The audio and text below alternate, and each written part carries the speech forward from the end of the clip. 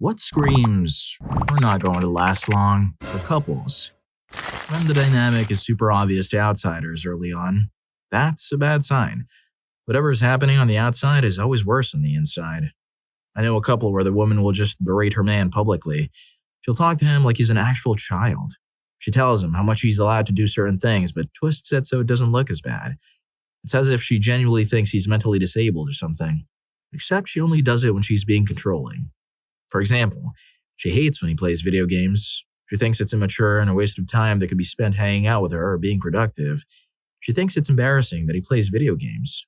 So he has to sneak around to play video games at other people's houses so that he can play it off as if it's the other person's fault that he was playing. Like, oh, Mike wanted to play and I just couldn't say no at his house. Now I have seen this couple having a semi-private argument. They're very loud and literally go one room away from their guests to have arguments.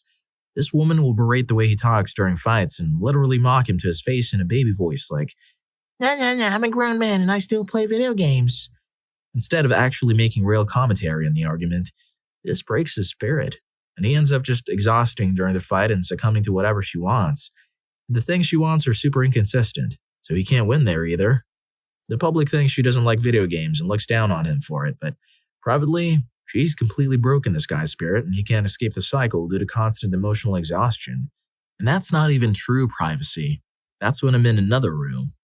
God only knows how bad it is when they're completely alone together. I hear some of it because this guy has come to my house and she kicks him out for the night and he vents to me. While we play hours of video games, of course. I've changed a few details for privacy because I wanted to give a thorough example. This is shockingly common. I know like 8 people who have at one point been in a relationship like this. Whatever mistreating behavior is seen publicly is always worse behind closed doors. He's not just playing video games to escape reality. He's playing to escape her reality show. Story 2. After my ex and I broke up, she told me that she couldn't find a notebook of hers, and that if I found it in my stuff to please throw it away. It was her personal thoughts and weren't meant to be read by anyone else. I told her I wouldn't read it, and I meant it. I had no intention of disobeying her request. A year later, I was going through a box and found a notebook I didn't recognize and had long forgotten my pledge to my ex. I just thought, what's this? And opened it up. By the time I realized it was the notebook she asked about, I already had the gist of it. It wasn't a diary.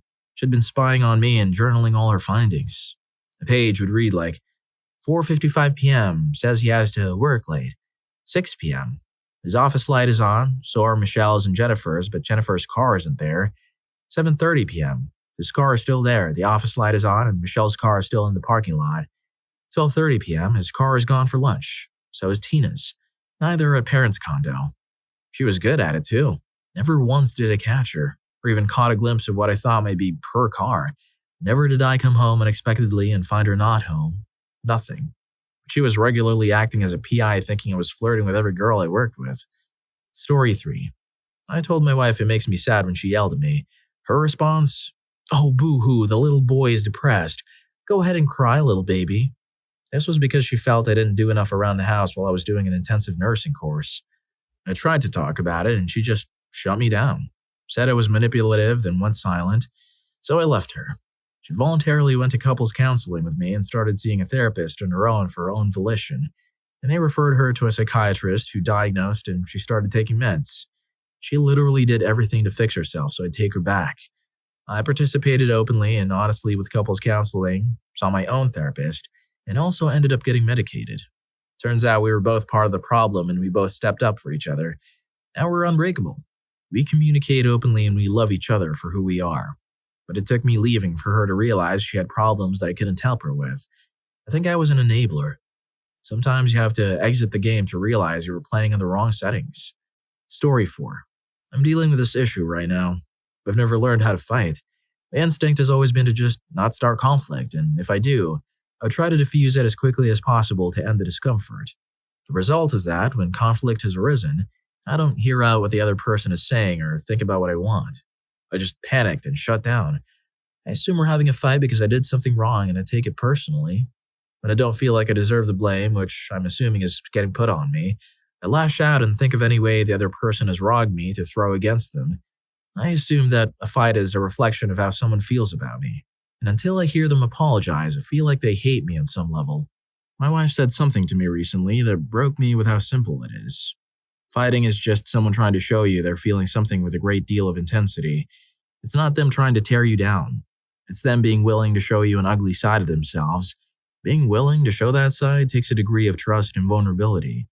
I'm really trying to learn how to fight and get comfortable with conflict. That has been a struggle. Story 5. If either or both display contempt for one another, I'm not talking about irritation or annoyance or even anger. Those are all emotions that indicate where some work can be done, but aren't indicators of the end. I'm talking about sneering, repulsed, condescending, no respect, full-on contempt. It's been over for a while when things got to this point. I was out hiking with friends once and we found a downed tree. The bottom was twisted up dry root chunks, pale brown bark, and withered crispy leaves. Up at the top of the tree, the bark was still vibrant. Bright green leaves unfurled, even some new growth. The water the tree had been pulling up from the earth was still flowing upwards, leaving the dry and twisted bottom half and going dusty, supporting the top for however much longer the water would last. Our friend looked at it, pointed to the place on the tree where you could see that change and said, "This tree doesn't know it's ended yet." If you show contempt for your partner or vice versa, your relationship doesn't know it's ended yet. Story 6.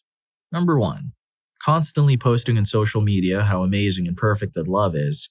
Number 2. Breaking up and getting back together over and over, especially in the first few months. I know a girl who does both of these constantly. Like 4 to 5 posts a day how people say her love won't last, but he's my man and I'm his girl forever. Every time I meet the guy, he's an ex-con or a former user that got her pregnant or gave her some attention. So maybe a former criminal should be on the list of signs it won't last. Either way, we all see it coming from a mile away when 2 months later they break up and she's on to the next one doing the same exact song and dance. Now she's getting lip injections and doing a bunch of stuff to her, so mental illness likely is playing a role in all of this too. While I don't have a perfect relationship, my wife and I were friends for 10 years before we dated, so we have no problem being open and communicating. We don't post things on social media. Find someone that makes you laugh and you genuinely love hanging out with. Someday looks will fade, but you'll still have your buddy. Story 7. Not being open about your finances and on the same page about financial goals. I'm in my late 20s and I see this often with some of my friends that are recently married. One person in the couple is disciplined and wants to save money for the future, whereas the other person selfishly spends money on frivolous, unnecessary purchases. This is even more of an issue if their finances are combined and or if the one person is a majority breadwinner. I even know someone who has half a dozen maxed out credit cards and did not disclose this to their partner before cohabitating. Not everyone is in the same place financially, and that's okay. But to put no effort into improving your financial situation and consequently dragging down someone who is not? Another thing is constant social media posts about how wonderful they are together or how much they love each other with cheesy image macros. I can understand newlyweds or a new relationship, but when it's constant for a long time, she's my rock, my other half. They're trying to convince themselves more than they're trying to convince other people. I have a couple friends who are like this. It's usually pictures of her with my other half. I don't know how I existed without you, baby. Type of thing every other day. And by the half of the year, it's some cryptic image macro with, sometimes the weapon you keep the closest is the one to hurt you in the heart. Some other nonsense. Story 8. When one is really attractive and the other isn't. A couple of decades ago, this didn't matter since people weren't always aware of their own value in the dating market. The number of potential partners will likely be limited to their own town, etc. In the age of social media and the internet, everyone who's attractive is definitely aware of their relative value and we're programmed to seek out the best potential partner. If this discrepancy is really big and obvious, it won't last, since the more attractive partner on some level may think they're compromising or getting a bad deal. Obviously, assuming equality in other areas since people stay in relationships for money and all kinds of reasons. I've seen this so many times with people I know, and it always ends that way after the initial honeymoon phase, and it's always initiated by the more attractive partner. I think there are even some studies in this that show that similar attraction is the most healthy for relationships. Story 9. Many years ago, I got involved with someone who had borderline personality disorder, or BPD. It wasn't diagnosed. The thing about BPD is that they adore you and idolize you so hard you're high on a pedestal. Very flattering. Then it could be months, years later, you just can't measure up and you fall hard, in their eyes, and never recover no matter how hard you try. Then the contempt sets in. She eventually became unglued and downright evil and cruel, which was contempt in overdrive. Eventually went to a therapist. Neither one of us knew, but he was a specialist in BPD. He had her number in a session or two. It was scary and freaky. He broke his ethical boundaries and in confidence told me that I needed to leave ASAP. I was in danger. I did leave and posed it as doing her a favor because I'm so awful, and I agree 100% with her assessment of me. She bought that at first. I went zero contact, changed my phone number, but she found me, stole my car, showed up unexpectedly, had to get a restraining order. It didn't stop until I threatened to go to the church pastor.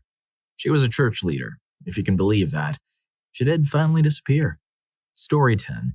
Repeated patterns of short but very passionate relationships. It's never a slow burn type of thing with these people. It's always a seriously radical, unhinged relationship where things are going really, really great, and they have to let everyone know how great it is. But then that passion swings in the other direction rather quickly. Then you get to watch them slinging stuff on social media. Sometimes they might even make a post to let us know they resolved their arguments before they ultimately break up. That's my favorite part, because it's like when parents resolve conflict in front of their kids on purpose to set an example, and then go, sometimes mommy and daddy have disagreements, and that's okay. But now it's someone from my high school, making their closing statements and letting me know that it's all okay now. I love that stuff. It's like watching ants. That was a long-winded, totally not specific answer. Story 11. Engagements that last longer than a year. I had a coworker who had got engaged to her fiancé after 2 years of dating and had been engaged for 8 years before they finally got married. They lasted about 5 months. You know what happened? Husband went to a party at the house of this couple he knew and got super intoxicated, so he decided not to drive home. The couple were also hammered and nobody was able to drive him home, so he stayed the night. He even called his wife, my coworker, to let her know he was sleeping on the couch and would be home in the morning, because there was another woman in the house, not mattering that she was married and he slept on the couch and called her beforehand to let her know what was going on so she wouldn't be worried. She accused him of violating her trust and filed for divorce. This coworker of mine was extremely judgmental of others and would jump to crazy conclusions sometimes, so I think that was a contributing factor in them not lasting long. But I still think the fact that they stayed engaged for 8 years showed they could maintain a boyfriend-to-girlfriend relationship, but not a married one. Story 12. In my experience, unfortunately, codependency, when you feel like you're a parent and a therapist instead of their partner, them dumping all their problems or venting about them but not letting you do the same. If you're venting or talk about personal stuff and they don't acknowledge what you've been through, and immediately after they start talking about their problems, you feel like you can't say no. When they ask you to do something or about something, and when you say no or anything like, I'm not really sure, or I don't think so, or I don't know, they keep asking you even though you've stated that you don't want to or haven't clearly said yes. When they ask you to do something and you say no, but then they ask the same thing again a while later, this can also be a tactic used to manipulate you. Guilt tripping.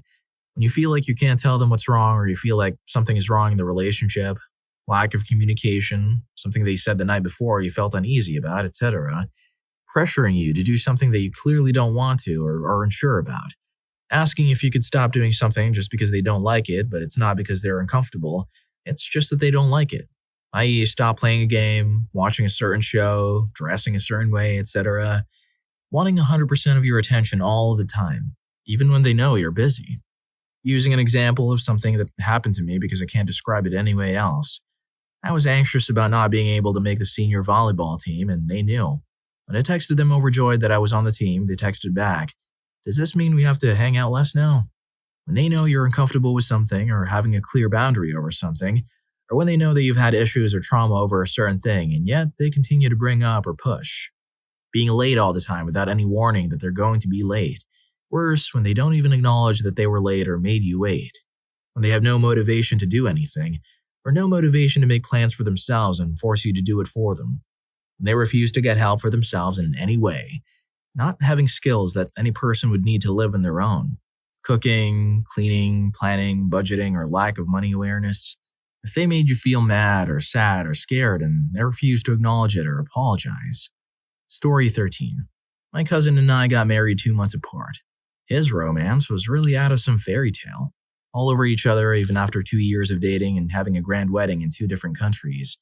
I attended neither one as I hated my aunt for being a super witch to my spouse and trying to ruin my wedding day so badly.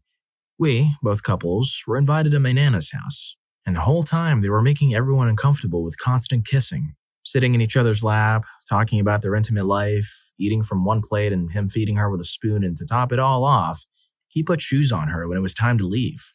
Like she's an infant. She couldn't shut up either about what true love is and how she's the only lucky one and how my spouse and I look like an old tired couple due to no physical touching, etc. My Nana said to him, "I give you some good few months and a couple of miserable years and then you'll be divorced." He's divorced and left the country because that last trip to jail was brutal on him and his kids. My spouse and I are about to celebrate our 10th anniversary in a couple of months. Story 14. Online or long-distance relationships.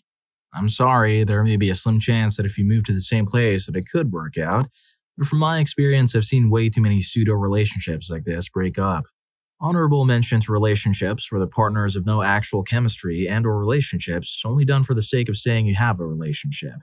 Those never end well. Also honorable mention, relationships made after just recently meeting a person. 6 months, if not a year, should be ideal for you to decide if you really want to be in a relationship with that one person. At least it's much better than the same week you met them. Take your time in picking your special someone. Make sure you truly enjoy spending that time with them rather than just doing it for the sake of it. Story 15. I already put one here, but one, or maybe even both of the people in the relationship, refused to openly communicate and try to solve problems in their relationship together. Had an ex that taught me trying to communicate about how I felt and how he felt about me being annoying and overly attached. But in reality, I just wanted him to be able to be honest with me and vice versa. I didn't bring up things that bothered me often and tried to just doing things that make him happy. A while later, he ghosted me, except for a very last text, which was him asking for her pics before he left. I said no, and about a week and a half later, his profile had him kissing a girl he would hang out with often. People refusing to communicate, unless it's due to a trauma or social problems, etc., usually ends up in situations like my own, sadly. And they won't last long at all. Story 16. Not me, but I've noticed my friend's relationship. She thinks he might cheat the second he gets, and she's literally glued to him. I haven't gone out with just him in 2 to 3 years now. She's always there. She thinks he's into Russian blonde girls because his previous girlfriend was Russian and they were together for 2 years before she cheated on him. She's very skinny and doesn't eat much, but is always in the gym with us, always in a bad mood.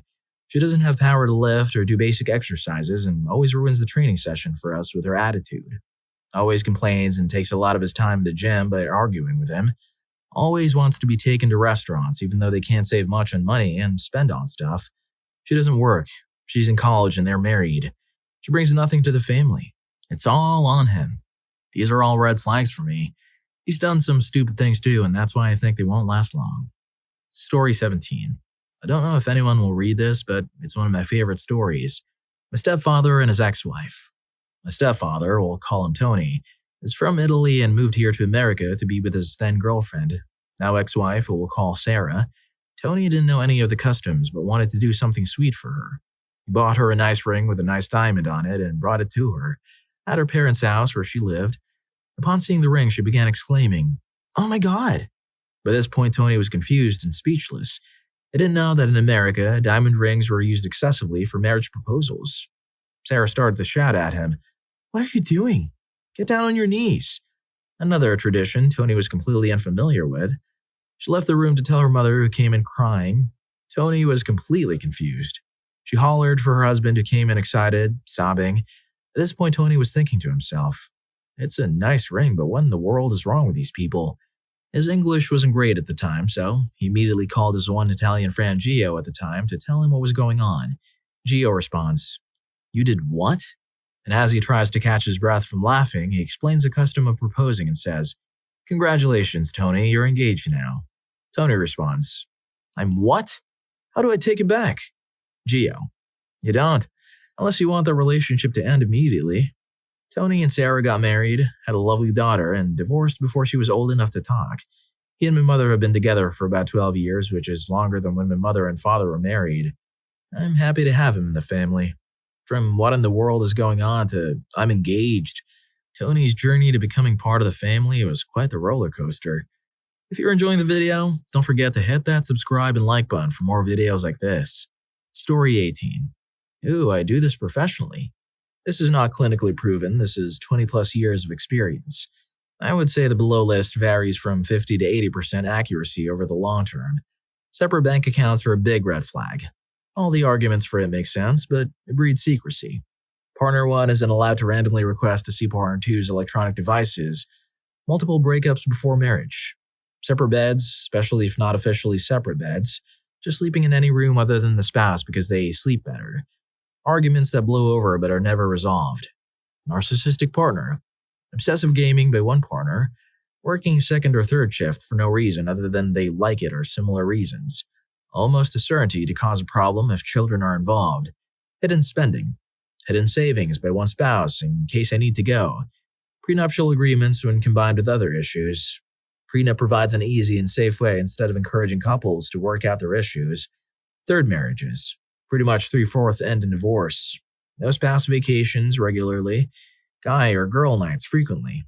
Discussion eventually leads to comments like me time and need to get away and be my own person. Very bad arguments that lead one spouse to promise the other another child.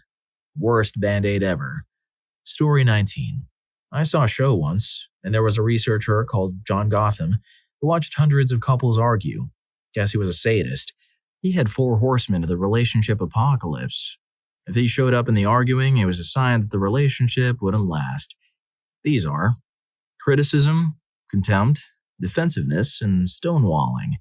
Among these, the one emotion that had the largest correlation between emotion and separation was contempt. From personal experience, my own relationship and others that I've viewed, this is true, especially showing contempt in front of other people.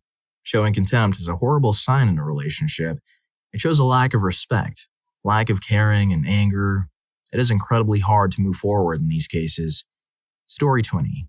Probably if neither of them or one of them doesn't understand boundaries, and if they do, they act like a piss baby when those boundaries are enforced. This can escalate to something very bad very quickly.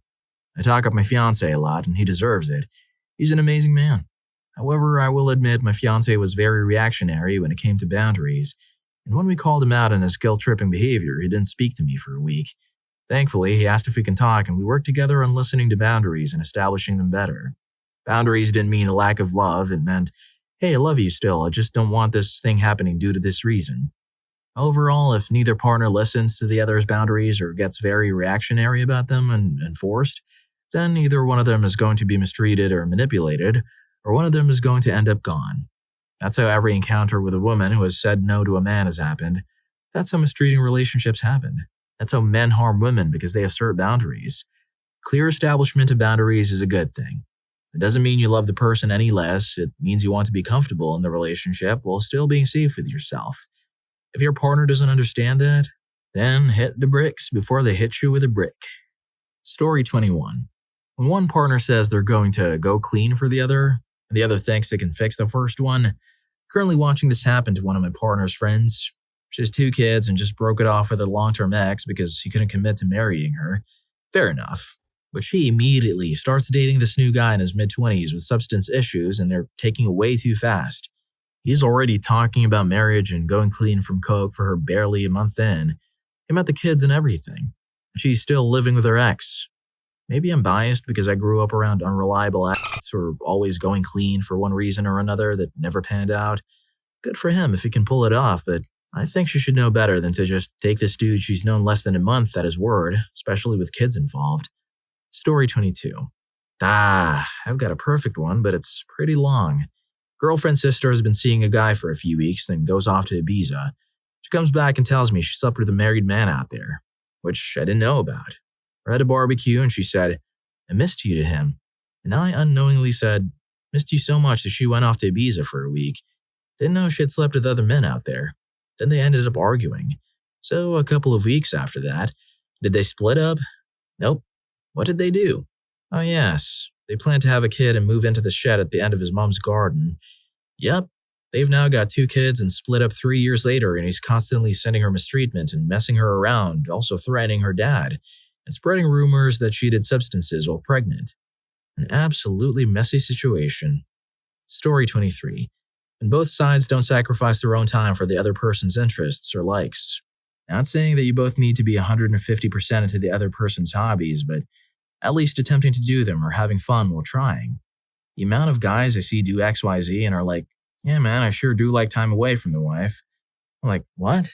Is your wife not your best friend? The person you want to share all experiences with? Like, I understand a night out, but your night out should not be something that you look forward to more than being with your loved ones. If that is the case, then I mean, why are you even in a relationship? Also, I used to have a bud who would love to do XYZ with a group of friends. Then got into a relationship, and at first it was like, good for you. He spent less time with us, which is completely acceptable. I get it, you want to do things with your friend and significant other, but eventually it would be months without any words or even chatting with us. Which again, I get it, everyone has their own thing going on. But the one time we do get to hang out with him, I get to hear the snarky comment of, why are you wasting time doing XYZ with people from her in the background? And I was like, oh boy, that isn't going to last long. 4 to 5 years later, they just had a kid together, and I haven't spoken to him in 3 years. Hopefully, everything is going okay, but man, when your wife dictates whom you get to spend time with and what you do, that is just tragic. I feel sorry for him. I hope they're happy together and he manages. The only thing I can do at this point is be a friend if in 10 years he reaches out and picks up where we left off. Story 24. This is just an observation and doesn't apply to everyone, as many may be mature enough to handle it, but with one of my friends, I noticed throughout their relationships, whenever they pressure their partner into making an open relationship, means that their relationship is fading, and breaking up isn't far behind. They also keep talking about their partner's income and how they want to travel internationally and party in that income.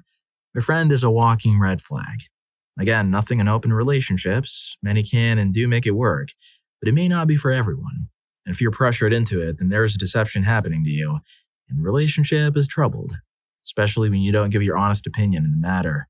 Story 25. The groom shows up at my door at 2 a.m. on day of wedding, accusing me, the former best man, of seducing his fiancée. He's watched so many movies or books or Reddit stories with best men winning the bride and or cheating with best man. It became his number one fear that he decided to get hammered and nip it in the bud. Again, I'm a former best man as a result of further means to nip it in the bud and him pulling a fast one to show he's a better man in front of the other groomsmen in public. I still don't understand that logic. He further went on to say I, the best friend, should have seen the logic and that he was testing me. That by walking away, I was running away and it proved him right. Again, don't understand intoxicated logic. He said he was there to settle the score. He ran forward, tripped in the curb, crying or screaming how I ruined his life. I called his mom or dad to pick him up, who were beyond embarrassed. Later, he cheated on his wife, while accusing her of cheating. He continues to tell how I was the cause of the affairs, even 5 years going. I'm a legend in his family. I work some of his cousins who tell me all the stories, including some of our childhood that are so distorted they're no longer fact but fiction, which some have even begun if he should be admitted to the psych ward. That's where I work, by the way. Story 26. I have an ex I'm no contact with who I dated in high school for 3 years. We ended it in good terms because we went to different colleges but are contacts on social media. For the next 12 years, he'd date different people but still talk about me. My career went up and he was proud to tell the girls he dated about me, and even discuss my life based on social media, according to many mutual friends. It's as if he developed a parasocial relationship with me. We hadn't hung out in more than a decade. We're now in our 30s, he just got married and has been posting his wife all over social media with cheesy captions. A week after the wedding, he reached out to me saying he was thinking of me. This was such a big red flag to me. I didn't even open the message. Story 27. Untreated depression or mental illness. It's difficult to properly care for your partner when you cannot care for yourself. You cannot pour from an empty cup. Contentment and mockery. Logically, it makes sense, but it's difficult to recognize when you're actively doing it, and because you come across as unsupportive, your partner likely won't feel like they can bring the issue up with you, which will lead to you growing apart. Keeping score of everything. Who does the dishes more, who cleans the bedroom more, who does the groceries more, etc. If there's an imbalance, discuss it. But keeping track implies that there's a lack of trust. There should be give and take from both ends. There's no reason to keep track unless there's a serious imbalance. Broken bird syndrome. You cannot enter a relationship expecting to fix or change someone. They want to have to do it themselves. This can lead to resentment, contempt, frustration, and both parties feeling lost and confused. The point of a relationship isn't to fix someone for the better. It's for you to grow alongside each other and to raise each other up as much as you can. That's not to say if your partner has negative traits, do not discuss them. But if you find a problem in everything your partner does and you're just waiting for the day a switch goes off in the brain for them to change, it's going to result in both parties feeling very hurt. Being judgmental, whether it's towards friends, family, work, the way something is done, etc. Having concerns is fine, but if judgment is being casted often, it can become an issue. Incompatibility. Having similar libidos is important. That's not to say a high libido and low libido can make things work, but there should be great communication around the subject as to avoid feelings of rejection, which can lead to insecurity and eventually resentment. Absolutely zero arguments. It's not normal for couples to be on the same page 100% of the time. Couples need to know how to say no to each other, how to discuss conflict and how to settle things and agree to disagree when the time calls for it. In a similar light, constantly arguing. You have to be able to compromise and you have to be accepting of your partner. Constantly picking fights shows a lack of acceptance. There's no reason to be at each other's throats 24/7. It's like your friends outside of the relationship. Our partners cannot fulfill our every need. Friendships are incredibly important. And what's even more important is being able to have a good friend group that's separated from your partner. Mutual friends are so great to have. But it's also important for you both to find your own people and to form connections outside of you two and your mutuals. This isn't to be confused with isolating your partner from your friends. Obviously, introduce them to the group and invite them to things. But it's important to have your own source of friends. Always being in a bad mood. I'm guilty of this and it plays into having untreated mental illness and can lead to being resentful and full of contempt. If you're always in a bad mood, that is going to negatively impact your partner. When you're in a relationship, your feelings are not just your feelings anymore, as you now have someone whose mood can be influenced by how you react and respond to things. Being highly emotional and reactive in a relationship is similar to water damage. It starts to seep in slowly, and at first it doesn't seem that bad. It's just a few wet spots, but they dry out relatively fine. Except each time water gets into a crevice, the chance of mold growing increases drastically. Until suddenly you have to remove an entire section of drywall because the damage is so severe. Having a bad mood can result in your foundation molding, and once mold settles in, it's near impossible to remove it all. The damage is done and the mold makes it grow wider until suddenly your foundation has crumbled. Substance and drinking problems. Obviously, this isn't the case for everyone. There's an amazing amount of couples who have stuck together despite one party struggling with this, and it's heartwarming to see. However, it is foolish to assume that if you struggle with something similar, you'll be a part of that lucky demographic who stuck through the rough times together. If you struggle with that, it is so incredibly important to be open with your partner about it and to understand that it's not their responsibility to help you get clean. You have to want it too. They can be selfish people, and that selfishness can really shine through when they're in bad spots in relationships. A relationship is about being selfless, and that's difficult to be in. This can also play into broken bird syndrome depending on the relationship dynamic. We're so similar, like down to tiny details, we should totally be together. Is an obvious one, but another one is also when a couple kind of molds into the same person. Oftentimes it is one partner that will take on the other person's likes and lifestyle while suppressing their own individuality. My former roommate's girlfriend moved in and I watched her suppress herself and lash out at him. Other friends that were hanging around, and especially me for a couple months till I said who cares, I'm done putting up with this situation. My roommate, on the other hand, would also start turning into his girlfriend in other ways. But mostly who there were as a couple was influenced by the things he likes and people he knows. I don't know how long they will last, but I have no interest in sticking around to find out. This is a specific example, but I do see this thing pretty often. This is just the most detailed example I have. When one or both parties won't do normal and basic things in the relationship because their last partner never did them, so they had to do it all the time and now it's ruined. Example: I don't like cooking anymore because my ex never cooked, so I had to do all the cooking. Another red flag I've seen is when someone's partner talks about how terrible their ex was before their current situation to literally every single person they get introduced to. Like, any way they can bring up this old flame and how terrible they were is a good bonding moment for them with people. Almost like it's a part of their personality now. It's like your friend brings up wanting to go out and hit a club tonight and the partner's like, oh man, my ex used to work at a club and so I'd have to pick them up late at night after work and they'd be hammered and mean every night. Story 28. If I can share a tidbit from my last relationship, I had just finished wisdom teeth surgery. My parents had come over and were helping me out.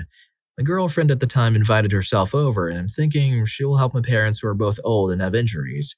My father has drop foot and my mother has hip dysplasia. Nope. Contrary, she just sits there and just watches them struggle. Meanwhile, I'm under the stuff up to the nines. As the day passes into the next, my parents leave and my girlfriend at the time stays. I'm on the couch holding ice packs to both sides of my jaw, and I ask her for a bottle of water. I'm in pain and need to be hydrated.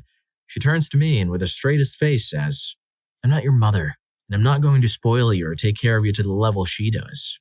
I was shocked and angry, so I got up and got myself some water. I should have told her to get off, but I hadn't fully processed her words. A few months go by and she gets us into a car accident. We didn't get hurt badly, just a few dings, but she had a pretty good concussion. I'm taking care of her, watching over her, and the words she said the day after my wisdom teeth surgery ring through my head, and that's when I realized I deserved better. After a few months, I ended it, and I believe this is related very much to contempt and the more relevant comments in this thread. I'm thankful I didn't marry this person or move in with him like she had been trying to force me to do, because after that, the whole relationship started to decay, and I started to see her for who she was. I'll be the first to admit I'm not a perfect person and never will be, but I'll be damned if I'm ever disrespected like that again in my life. Story 29. For younger couples especially, they seem to be more interested in the idea of being a couple or married than the actual person they're with. I had a relative who got married in the late 20s to a person I never heard her really talk about as an individual. I never heard her talk about him. It was always, "Oh, he's going to be such a handsome groom," or "I'm so excited for the wedding." But I literally couldn't tell you a thing about his personality or wants or needs from my many conversations with her about them. Privately, I told another closer family member I had a feeling it wouldn't last more than 3 years. They finalized their divorce almost to the day 3 years later. Unlucky guess, but still. Turns out his personality was trash. He was selfish, lied a lot, and didn't have any interests or ambitions beyond hanging with his buddies while she pulled in their only income. She was watching all her friends get married and wanted to make it work so she wouldn't be left behind. And most of the fam could feel it from the first day we spent time with him. Story 30. Naturally progressing their timeline. Girl had a miscarriage, breaks up with baby daddy. Not married. Girl meets new guy almost immediately. Within a month, she has moved in with him. Within 3 months, they're married. Within 1 year after marriage, they both bought a house. Bought vacation land and she's pregnant. Within 3 years of meeting her one and only true soulmate, she's completely changed his life.